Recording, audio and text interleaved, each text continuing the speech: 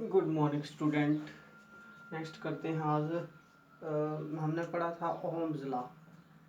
Ohm's law last lecture में पढ़ा था कि ओहम्स लॉ क्या है, तो थोड़ा एक्सप्लेन कर देते हैं। ओहम्स लॉ क्या था? ओहम्स लॉ ओहम्स लॉ क्या था? 1828 के आसपास जॉर्ज साइमन ओम ने एक्सपेरिमेंटली जॉर्ज साइमन ओम ने एक्सपेरिमेंटली 1828 में जो है करंट और वोल्टेज में एक रिलेशन निकाला था, एक रूल बनाया था जिसको ओम्स लॉ बोलते हैं। ये लैब में किया था उन्होंने। क्या किया था पढ़ा भी चुके हैं, बेटे दोबारा से बता रहे हैं कि कंडक्टर है हमारे पास कोई, हमने कोई कंडक्टर लिया। उन्होंने क्या किया था, लैब में एक कंडक्टर लिया था और उस कंडक्टर को जोड़ दिया बैटरी से जोड़ा और जहाँ लगा दिया मीटर करंट को नोट करने के लिए। जो बैटरी जैसे लगाएंगे तो जो करंट सर्किट में जाएगी, कंडक्टर के क्रॉस करंट जाएगा, वो एमीटर शो करेगा। और इसके पैरेलल जो लगाया उन्होंने वोल्ट मीटर। ठीक है। अब जहाँ से उन्होंने देखा कि किसी सैंपल के लिए, मेटल के लिए, जब उन्होंने वोल्टेज अप्लाई किया और कंडीशन कौन सी थी? कंडीशन ये थी कि इसके जो कंडक्टर था रूम टेम्परेचर पे किया गया था, एक कांस्टेंट टेम्परेचर, रूम टेम्परेचर। ठीक है। और वॉल्यूम और इसके ऊपर कोई इफेक्ट नहीं होता। जो कंडक्टर का वॉल्यूम था, प्रेशर था, स्पेस, वो भी कांस्टेंट था। तो उन्होंने क्या देखा कि जब वोल्टेज जहाँ से अप्लाई करते हैं, अप्लाइड वोल्टेज और करंट में रिलेशन जब देखा उन्होंने, तो देखा कि वोल्टेज जब जीरो देते हैं करंट भी जीरो, वोल्टेज 2 करंट भी 2, वोल्टेज 3 करंट भी 3, वोल्टेज 4 करंट भी 4। तो ये कौन सा रिलेशन होता है कि जितना वोल्टेज बढ़ा रहे हैं उतना करंट बढ़ रहा है। इसको बोलते हैं डायरेक्टली प्रोपोर्शनल। ठीक है। तो इसका मतलब फिर उन्होंने बोला कि इसका मीनिंग ये हुआ कि किसी भी मटेरियल के लिए या कंडक्टर के लिए हम जो पोटेंशियल अप्लाई करते हैं वो डायरेक्टली प्रोपोर्शनल करंट होता है, प्रोवाइडेड कि अगर उसका टेम्परेचर कांस्टेंट हो। कौन सी कंडीशन उसकी कांस्टेंट हो? टेम्परेचर कांस्टेंट हो, प्रेशर वॉल्यूम भी कांस्टेंट हो। ठीक है।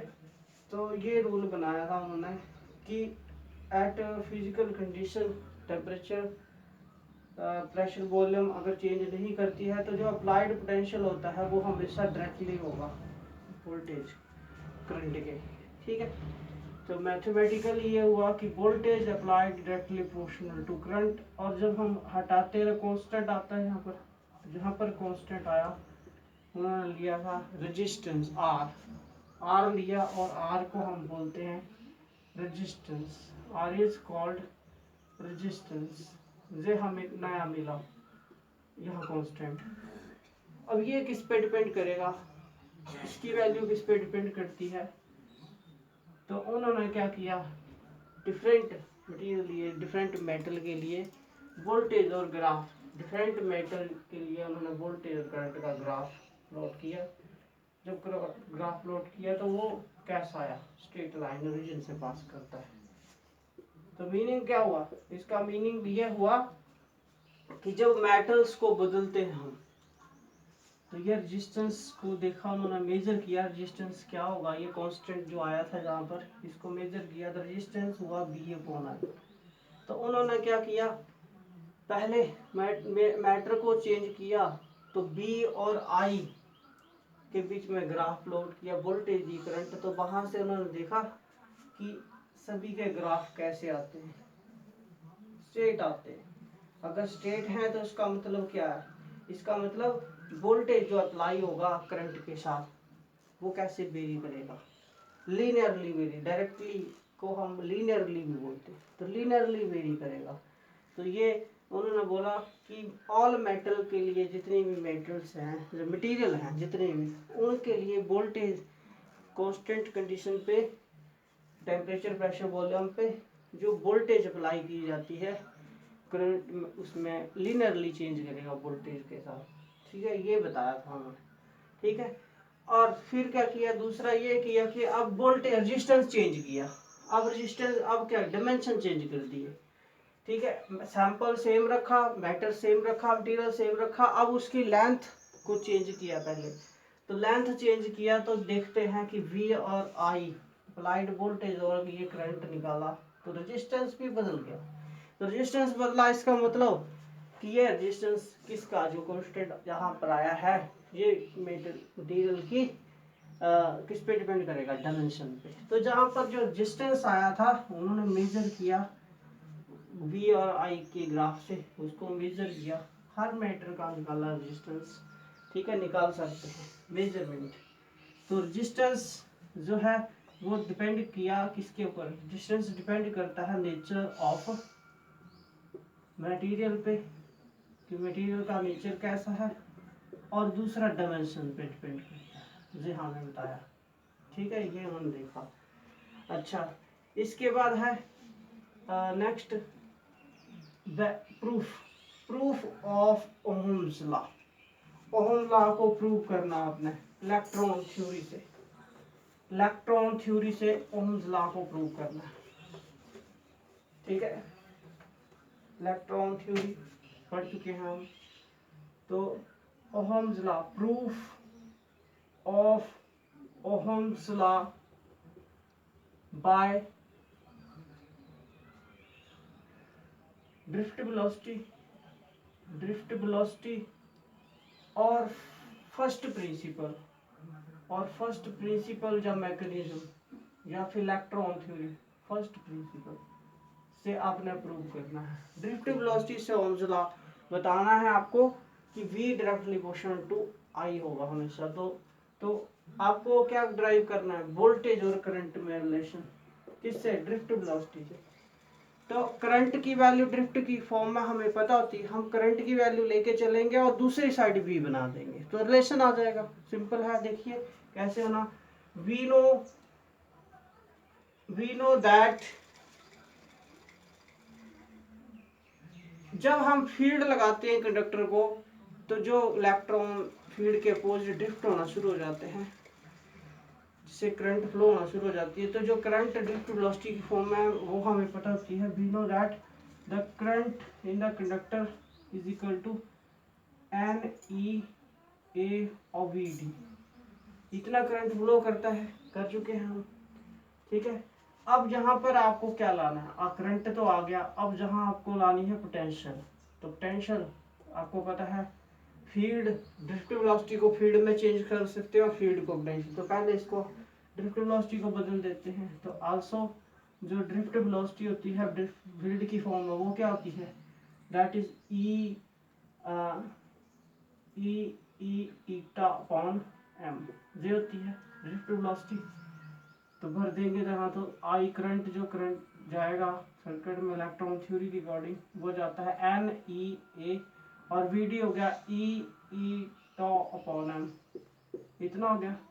अब आल्सो आपको पोटेंशियल लाना है, NE² A हो गया और टॉ हो गया और M टॉ अपॉन एम, और E की वैल्यू क्या होती है, वोल्टेज अपॉन लेंथ, ठीक है। तो कंडक्टर की लेंथ ये होगी, because E equal to potential upon distance होता है, तो वोल्टेज अपॉन लेंथ हो जाएगा ये आ गया। तो अब जहाँ से देखिए वोल्टेज चाहिए, वोल्टेज निकाल लो, तो वोल्टेज हो जानी I, और ये ऊपर चला गया ML अपॉन NE² A टॉ, ये हो गया। अब वोल्टेज ये हो गया। अब देखिए जहाँ पर वेयर M क्या है, M is mass of electron, M होता है इलेक्ट्रॉन का मास ऑफ इलेक्ट्रॉन। और N क्या है, N होता है number, charge density, N is the number of electron per unit volume, unit volume में इलेक्ट्रॉन, ठीक है, ये N होता है, ठीक है। और ये कैसे बदलेगा, जब मेटल बदली जाएगी तो मेटल में जो इलेक्ट्रॉन और वैलेंस इलेक्ट्रॉन है वो भी बदल जाते हैं। तो मेटल बदलने से, सैंपल बदलने से चार्ज डेंसिटी बदलती है, ठीक है, और मास क्या रहेगा, कांस्टेंट, ठीक है। और जहां पर एक है एरिया ऑफ क्रॉस सेक्शन, ठीक है, टॉ, टॉ क्या होगा, टॉ है रिलैक्सेशन टाइम, रिलैक्सेशन टाइम, ये बदलता है टेम्परेचर बदलने पर, चेंज इन टेम्परेचर, टेम्परेचर के साथ ये बदल जाता है, ठीक है। तो जहां पर देखिए, अगर मान ले हम कि टेम्परेचर कंडक्टर का कांस्टेंट रखते हैं, कांस्टेंट रहता है, तो ये टॉ क्या हो जाएगा, कांस्टेंट, एरिया भी नहीं बदलेगा, एरिया डायमेंशन कांस्टेंट जो लिया वही, तो ये भी कांस्टेंट, चार्ज इलेक्ट्रॉन पे कांस्टेंट होता है, ठीक है, सैंपल नहीं बदल रहे, ये भी कांस्टेंट, ठीक है। तो मास कांस्टेंट, लेंथ भी कांस्टेंट रहेगी, तो जो ओवरऑल क्या हो गया, कांस्टेंट है। तो जो कांस्टेंट हटाएंगे तो क्या आ जाएगा, v डायरेक्टली इक्वेशन टू आ जाएगा, ठीक है। तो पोटेंशियल जो अप्लाई करते हैं हम डायरेक्टली इक्वेशन टू करंट होता है, ठीक है। और जब होगा विच इज ओम्स लॉ, तो ये ओम लॉ से हमने प्रूव कर दिया। फिर आल्सो, तो जो कांस्टेंट रेजिस्टेंस बोलते हैं, तो कांस्टेंट जहां पर आया ये वाला कांस्टेंट होगा, तो इसको रेजिस्टेंस आ जाएगी, this is called resistance, ml upon n e square upon tau. तो ये नया एक्सप्रेशन आ गया रेजिस्टेंस के लिए, कि रेजिस्टेंस किसी भी इलेक्ट्रॉन थ्योरी से जो रेजिस्टेंस है कंडक्टर की वो इतनी होती है, ml upon n e square a tau, याद रखना आगे काम आएगा। रेजिस्टेंस होगी ml upon n e square a tau, ठीक है। तो किसी कंडक्टर की रेजिस्टेंस इतनी होती है, एक्सप्रेशन इलेक्ट्रॉन थ्योरी के अकॉर्डिंग इतनी होगी, ठीक है। अब नेक्स्ट चलते हैं। तो ये था ओम्स लॉ प्रूव किया किससे, इलेक्ट्रॉन थ्योरी से, फर्स्ट प्रिंसिपल से, मैकेनिज्म से प्रूव किया, ठीक है। अब नेक्स्ट है, तो ये प्रूव हो गया थ्योरेटिकल भी और एक्सपेरिमेंटली प्रूव हो गया। अब है इसके बाद नेक्स्ट है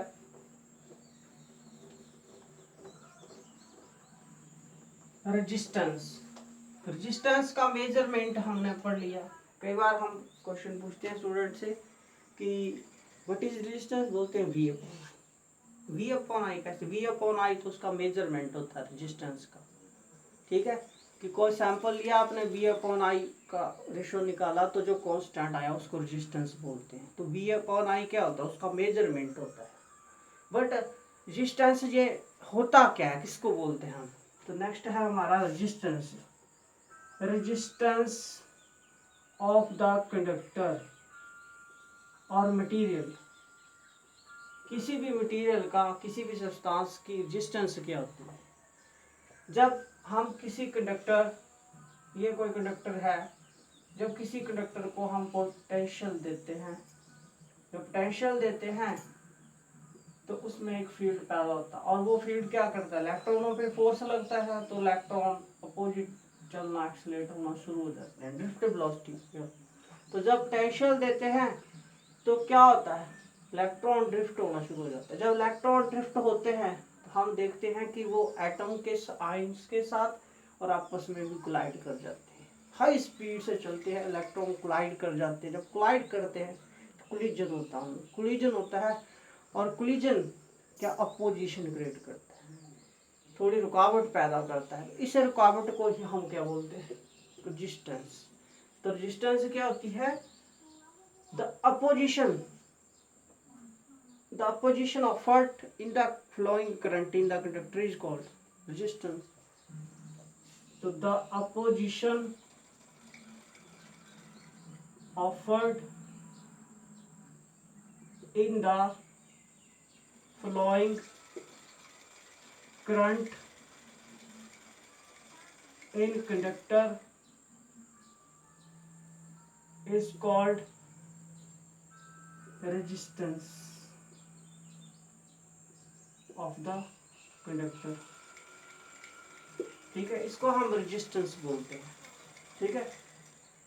यूनिट ओम ने बताया था, तो इसलिए इसके यूनिट भी फार्मूला क्या होगा, दैट इज रेजिस्टेंस होती है V अपॉन, इसका मेजरमेंट होता है वोल्टेज अप्लाइड अपॉन करंट, ये होगा। अच्छा, यूनिट क्या होंगे रेजिस्टेंस के यूनिट, यूनिट होते हैं, ओम ने मेजर किए थे इसको, इसलिए इसके ओम होते हैं। SI unit is ohm, OHM, ohm. और लिखते कैसे, सिंबल ये होता है इसका, ठीक है, ऐसा सिंबल होता है। अब इसके बाद है डायमेंशन, डायमेंशन क्या होंगे, डायमेंशन देखिए, डायमेंशन रेजिस्टेंस के डायमेंशन, तो वी नो जो रेजिस्टेंस होता है वो होता है V अपॉन I, तो पोटेंशियल, पोटेंशियल होता है that is work done upon charge, और करंट, तो वर्क के होते हैं mL2T-2 charge, current into time, ठीक है। तो नीचे हो गए करंट, चार्ज के क्या होते हैं करंट इनटू टाइम, तो करंट के पता है एम्पियर, टाइम के T, ये आगे, और साथ में करंट के एम्पियर, तो क्या बन गए ML2T-2-1 -3 और A2, ये होते हैं रेजिस्टेंस की डायमेंशन। अच्छा, डायमेंशन हो गया। अब देखते हैं कॉज क्या है, रेजिस्टेंस का कॉज क्या है, या पोजीशन क्यों होती है, ठीक है। तो क्या बेसिक कॉज क्या है इसका, अभी बताया कि जैसे हम वोल्टेज देंगे, इलेक्ट्रॉन जब ड्रिफ्ट होते हैं तो वो कोलाइड कर जाते हैं, उनकी ड्रिफ्ट वेलोसिटी इंक्रीज होती है, तो ड्रिफ्ट वेलोसिटी के कारण वो आयन से भी कोलाइड कर जाते हैं, आयनिक एटम से, ठीक है, और फ्री इलेक्ट्रॉन अदर के साथ भी कोलाइड कर जाते हैं। तो यही कोलिजन है जो रुकावट पैदा करता है, यही बेसिक कॉज यही माना जाता है कोलिजन। तो क्या होगा, the collision the collision between free electrons and atomic ions are cause of resistance, are cause of resistance, ये रेजिस्टेंस का कारण है, ठीक है। अच्छा, ये हो गया हमारा, ठीक है। अब है नेक्स्ट टॉपिक रेजिस्टेंस, आगे है specific resistance. Next, specific resistance क्या होता है और रेजिस्टिविटी क्या होती है, ड्राइव करना एक्सप्रेशन, ठीक है। और ये कौन कौन से फैक्टर पे डिपेंड करती है ये भी बताना, ठीक है।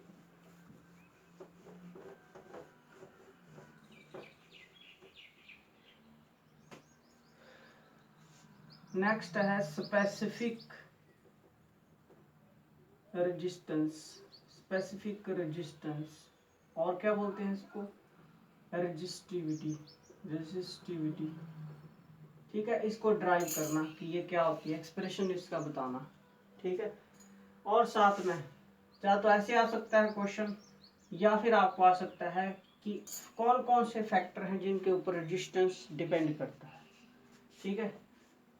Factor affecting on resistance, factor affecting on resistance, ऐसे भी आ सकता है आपको, ठीक है।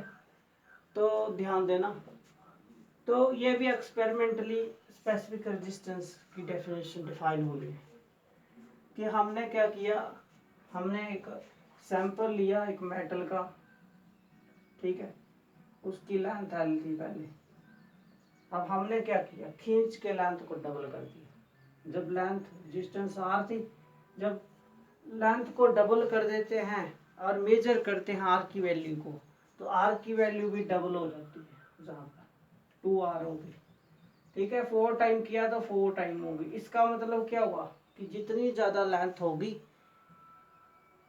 उतना ज़्यादा क्या होगा, जितना पतला कंडक्टर होगा उसकी रेजिस्टेंस उतनी ज़्यादा, क्यों, क्योंकि कोलिजन उतने ज़्यादा होंगे, स्पेस उतना कम मिलेगा तो वो टकराएंगे ज़्यादा, कोलिजन उतने ज़्यादा होंगे, ठीक है। तो रीजन क्या है, दैट इज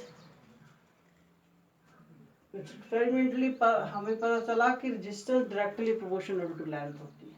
और अगर मैं इसको डबल कर दूं, लेंथ को मोड़ा मैंने और इसको डबल कर दिया मैंने, तो जब डबल किया एरिया क्या हो गया डबल, तो हम देखते हैं रेजिस्टेंस कम हो जाती है, रेजिस्टेंस हाफ। ज़्यादा एरिया होगा तो रेजिस्टेंस कम होगी, V/I से हमने देखा आर कम हो गया, ठीक है, एक्सपेरिमेंट से।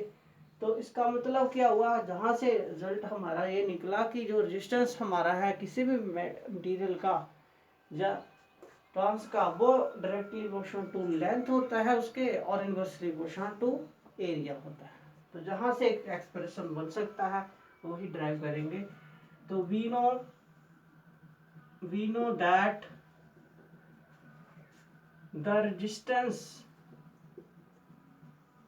of conductor is directly proportional to the length and inversely proportional to area। That is, ये जो रेजिस्टेंस है वो डायरेक्टली प्रोपोर्शनल लेंथ होगा, इनवर्सली प्रोपोर्शनल एरिया होगा। जब प्रोपोर्शनलिटी हटाते हैं कांस्टेंट आएगा, जहाँ कांस्टेंट जो आया उसको हमने नाम दे दिया, रख दिया उसका नाम रो, उसको हमने रो रख दिया, रो रखा था तो रो L/E आ गया। ये जो रो है इसको बोलते हैं हम, इस कांस्टेंट को बोलते हैं हम स्पेसिफिक रेजिस्टेंस। कोई पर्टिकुलर होगा कांस्टेंट, ये वैल्यू होगी उसकी, तो that is specific resistance, where rho is called specific resistance. इसको हम बोलते हैं स्पेसिफिक रेजिस्टेंस, ठीक है।